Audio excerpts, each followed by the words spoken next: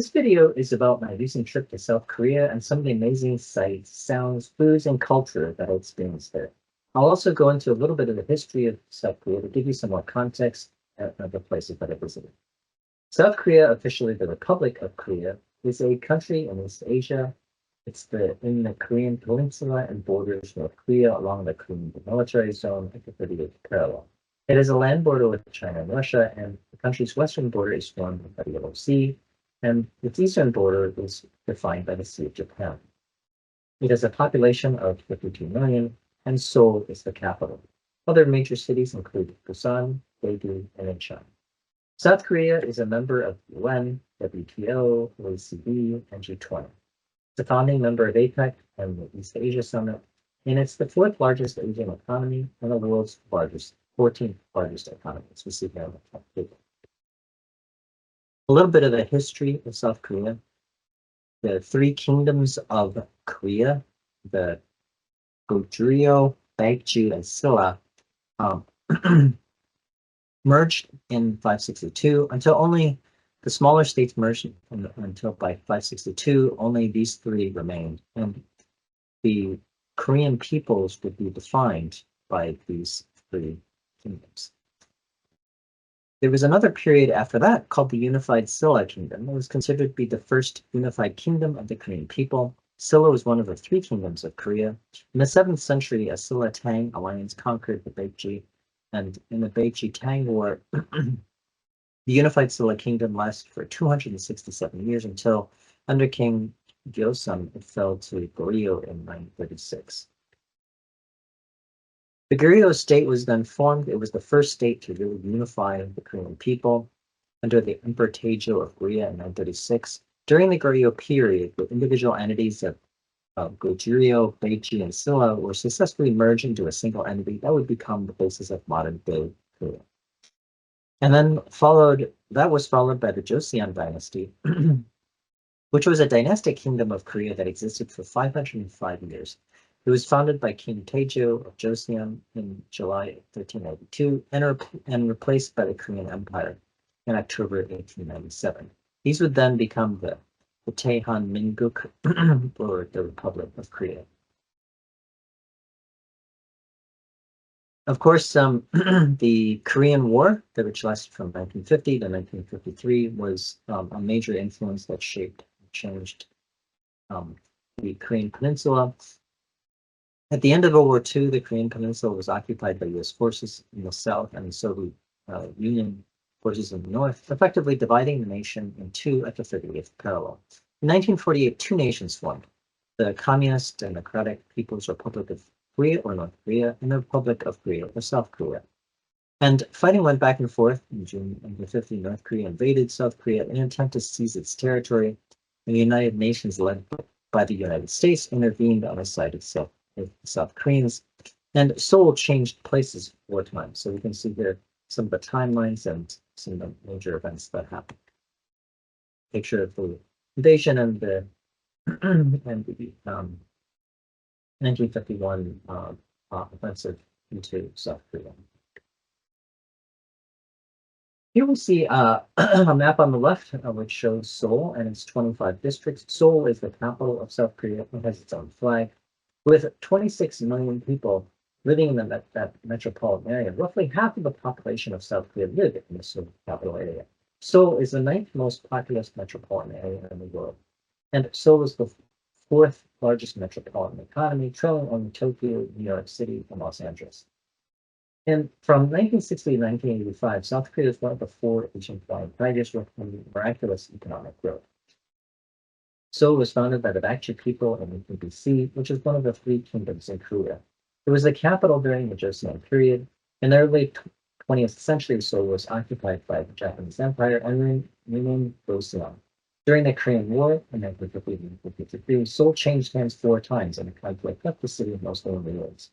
More recently, Seoul was rated as Asia's most livable city, with the 2nd highest quality of life globally and a GDP per capita or purchasing power parity of approximately $40,000 USD. Seoul boasts 5 UNESCO World Heritage Sites: Cheongbokgung Palace, Bosingak Fortress, Jeongnam Shrine, Ampang, and the Royal Tombs of the Joseon Dynasty. And Seoul covers an area of 4,898 square miles or 12,685 square kilometers.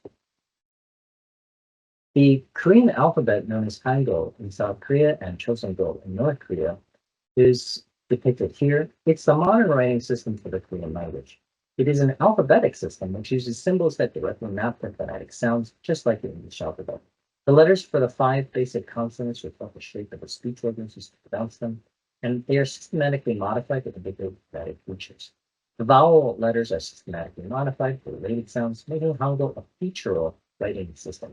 It has been described as a syllabic alphabet as it combines the features of alphabetic and syllabic writing systems. Here, this is a picture of the Bokcheon Hanok village, and it is a residential neighborhood in Jeongno District, Seoul. It has many restored traditional Korean houses called Hanok, and that has made it a popular tourist destination. And that's also caused some friction with the local residents who actually live there. So you can see here in my 2 pictures of people who are reminding tourists to keep the noise level down so it's not to disturb the local residents. The Bokcheon Hanok village is a unique tourist site. And since the 1950s, it has been South Korea has been rapidly urbanizing, and today is an ultra-modern high-tech society. And in 1997, the Asian financial crisis occurred, which slowed growth. But despite the crisis, the Korean government's resolve to preserve traditional hanoks instead of demolishing them. So now a stroll down the narrow alleys of Incheon Hanok village harkens back to a more idyllic pastoral age, like time traveling back hundreds of years. The movement to preserve hanoks started in 2000, along with the GyeongBokGung Palace and CheongGyuCheong Palace. Bokcheon Hanok Village is an ideal place to observe firsthand Korean traditional architecture and culture. A poll conducted by the Seoul Metropolitan Government stated that exploring the narrow streets of Bokcheon was the 4th favorite activity in Seoul. Here is the National Museum of Modern and Contemporary Art in Seoul. The NMCA was first established in 1969 as the only national art museum in Korea accommodating modern and contemporary art of Korea and international art of different time periods. It has 4 branches located in Gwacheon, Sudong, Seoul, and Cheongbu. This is a picture of the Seoul branch, which opened on November 15th, 2013. It's located next to GyeongBokGung Palace, and the MMCA has 10,000 works of art in its collection, focusing on contemporary Korean artists. The museum has an internationally recognized collection that includes art from famous artists such as Andy Warhol and H. Bracelets. This is a map of the GyeongBokGung Palace, which literally means blessing scenery palace.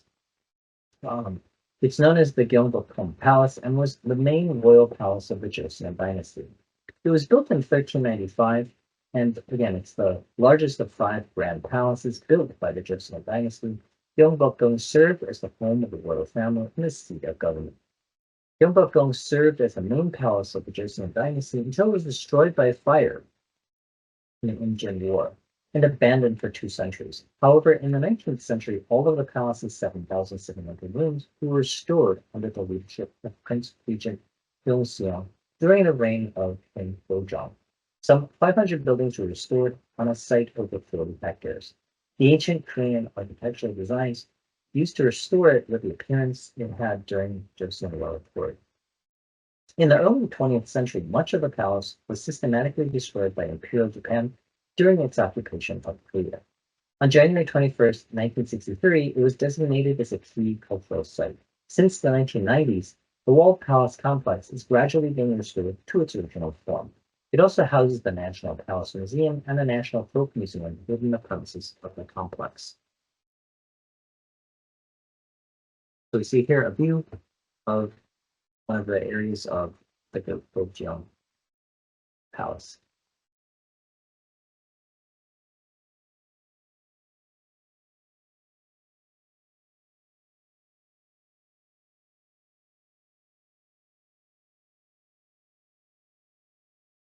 Next, this is the Goharan Pavilion, which is used to hold important and special state banquets during the Joseon Dynasty. It was registered as Korea's national treasure number 224 on January 8th, 1985. The first Goju was constructed in 1412 in the 12th year of the reign of King Sejong. It was burned down during the Japanese invasions of Korea in 1592. The present building was constructed in 1867 in the fourth year of the reign of King Gojong, on an island sitting on an artificial rectangular lake that is 128 meters wide, or 419 feet wide, and 371 feet, or 113 meters across. It is constructed mainly of wood and stone, and Gyeonghiro was a form where the wooden structure of a building sits on top of porphyry stone pillars. With wooden stairs connecting the second floor to the first floor, the outer perimeters of the Gohira are supported by square pillars, while inner columns are cylindrical. They're symbolic of the yin and yang concept. When Gyeonghoru was originally built in 1412, these stone pillars were decorated with sculptures depicting dragons rising to the sky. Three stone bridges connect the building to the palace grounds, and corners of the balustrades around the island are decorated with sculptures depicting the 12 zodiac animals. Here we see the Gyeongjong Hall, and it's the throne hall where the king formally granted audiences to his officials and gave declarations of national importance, and greeted foreign envoys and ambassadors during the Joseon Dynasty. The building was designated as Korea's national treasure number 223 on January 8, 1985. JongGyuCheong was originally constructed in 1395 during the reign of King Taejo, but was burned down in 1592 when the Japanese invaded Korea. The present building was reconstructed in 1867, and then Gyeongjong created them by the minister JongChinBu means diligent governance hall. It's constructed mainly of wood. Gyeongjong sits in the center of a large rectangular courtyard on top of two tiered stone platforms. This two-tiered platform is lined with detailed balustrades and is decorated with numerous sculptures depicting imaginary and real animals such as dragons and phoenixes. The stone-paved courtyard is lined with two rows of ranked stones called Yaksok, indicating where court officials are to stand during their events. The whole courtyard is fully enclosed by wooden cloisters. Here we see the Gwanghwamun Gate, and it's the main and largest gate of GyeongBokGung Palace. It's located at a three-way intersection of the northern end of Sejongno. As a landmark and symbol of Seoul's long history as the capital during the Joseon Dynasty, Gwanghwamun was first constructed in 1395 as the main gate to the GyeongBokGung Palace. During the 1592 invasion, it was destroyed and left in ruins for 250 years. Gwanghwamun was constructed in 1867 along with the rest of GyeongBokGung Palace by the order of Regent Gyeongdong during the reign of Emperor Gojong. The gate stood until 1926 when the Japanese government reconstructed and moved it southeast of its current location of the National Folk Museum of Korea to make way for the Japanese Governor General building. The most recent restoration work on the gate was finished on August 15th in the year 2010. Here we see a changing of the guard. A poll of nearly 2,000 foreign visitors conducted by the Seoul Metropolitan Government in November 2011 stated that watching the changing of the guards at the main gate was their third favorite activity in Seoul. The royal changing of the guard ceremony is held in front of the main gate every hour from 10 a.m. to 3 p.m. Here is the Bosingak Bell Pavilion, and it was built in 1396 in the fifth year of the reign of King Taejo in the present-day Insa-dong district. Then the heart of Hanyang, the capital of the Joseon Dynasty of present-day Seoul, it was moved to its current location during the reign of King Taejong from 1400 to 1418. The Bosingak Bell was rung according to Buddhist custom, 33 times to announce and the opening of the city gates at daybreak, and 28 times to announce Incheon their closure at night. It was also rung to warn the populace of emergencies. The Bell Pavilion was originally a large structure, but was destroyed and repaired many times due to wars and fires, and had shrunk by the late Joseon period. It used to be called the Jeongboru, but acquired its current name Bosingak in 1895 during the reign of King Gojong. In 1979, the Bell Pavilion was completely destroyed, restored to its original size during the reign of King Sejong. In 1985, the old bronze bell of the Bosingak Pavilion was replaced with a replica, and the original was sent to the National Museum of Korea. Here we see the JongChinBu, which was responsible for the storage and management of royal genealogies, portraits, and official clothes of kings and queens of the Joseon Dynasty, and various issues related with the royal family and their relatives. It was located in the Gyeongdokgung Library in 1981, and it was returned to its location in 2013 when the National Museum of Modern and Contemporary Art was built. There was a terrace in the Bay in front of the Gyeonggyucheong halls and wings in Incheon that link the Gyeonggyucheong Hall to the Incheon Hall. It's a good example of an administrative building of the Joseon era. Next, here we see the GwangTongGwan, which is a two-story brick building and was built by the Ministry of Finance in 1909 with an eclectic architectural design, with its center emphasized by granite stone pillars with iconic caps. It was used as an assembly hall. It was leased to the Jeoneo Bank, founded at the same time, because it needed an office building. It has a sales office and business rooms on the first floor. On the second floor, it has an assembly room. It served as the GwangTongGwan building, an assembly facility. After a fire in 1914, it was restored, which involved changes in decoration for windows on the roof. The interior was changed during this restoration and is currently used as a branch of the Roaring Bank. Here is a picture of the extensive subway system that encompasses Incheon and Seoul. You can see it reaches all the remote nooks and crannies of Seoul. It consists of 23 rapid transit, light metro, and commuter rail lines that serve Seoul, Incheon, and satellite cities in the Gyeonggi province. The network consists of multiple systems that form a larger coherent system. It brings together Seoul and the Incheon metro area. Most of the system is operated by three companies: Seoul Metro, Korean Railroad Corporation, and Incheon Metro. Its first metro line, Line 1, started construction in 1971 and began operations in 1974. Lines 1 through 9 alone in the network boast 206 miles of track, or 331 kilometers. Here is a picture of the CheongGyuCheong River. It's a 6.8 mile or 10.9 kilometer long stream that cuts through downtown Seoul.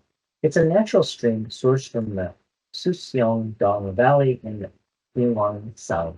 It was part of Seoul's sewage until the mid-20th century. During the rapid economic expansion of post-Korean War, the stream was filled with concrete and replaced by an elevated three-way, the Cheonggai Expressway. In 2003, the city government began an urban renewal project resulting in the disassembly of the expressway and the restoration of the stream.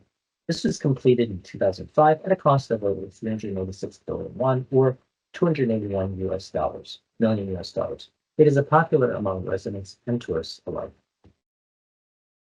Next, we visit some of the popular and famous neighborhoods or dongs. So this is Insa-dong in the Jongno district in Seoul. Its main street is Insa-dong, which is connected to a number of alleys that lead deeper into the district, modern galleries and tea shops. Historically, it was the largest market for antiques and artwork in Korea. It stretches across 31.4 acres or 12.7 hectares. Here, my friend is buying some incense that is different scents from a street vendor, stalls some various handicrafts. The district is bordered by Hwapongdong in the north, Nagwangdong to the east, and Jongno-Chiga and Joseon-dong to the south, and Gyeongdong in the west. This is a view of Myeong-dong.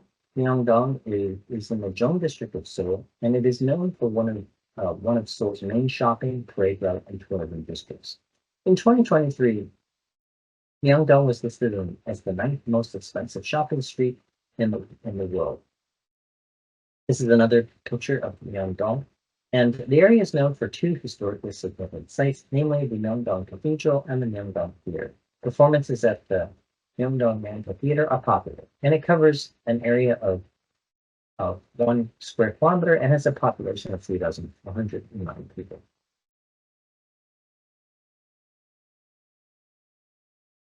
For video of the Myeong-dong area, see it's filled and thronged with people. Very popular tourist destination.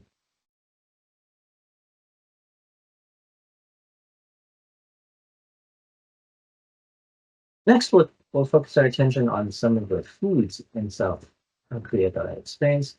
This is one of the food stalls on Myeongdong, and this food stall, in this particular food stall, this person is selling grilled boneless chicken feet for 10,000 won, Korean won, with a conversion June 2024 conversion rate of 1,305 KRW for $1, or about $7.40 US dollars.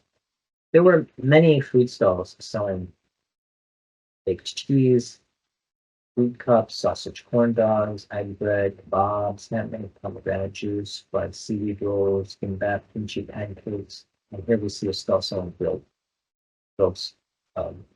fried coconut shrimp. There were other stalls selling fried crabs, souffle food, gyoza, lamb skewers, grilled abalone, kimchi pork belly rolls, fish grapes, Oreo churros, Nutella crepes, kebabs, grilled skewers, and many more specialty stalls. There were also many stalls selling various souvenirs, handmade goods, and products. This was a tuna kimchi dish that I had at the Jeongnyun restaurant in Incheon. It's a dish that my friend had of beef soup. We also visited a really great Korean barbecue restaurant called Mama's Korean Barbecue. And the traditional Korean barbecue had, as you can see here, the meat cooked on a grill right in front of you, and we had many interesting side dishes that accompanied the meal. This is a lunch I had at the Hanam Byokuk restaurant. It's salmon, sashimi, bibimbap. The lunch platter in a food court that I had, which was really great. And this was a breakfast buffet that I had at the Gonghang Bapjip restaurant in Incheon. And you can see a huge variety of foods and complements and some salads and various vegetables and fish. Really wonderful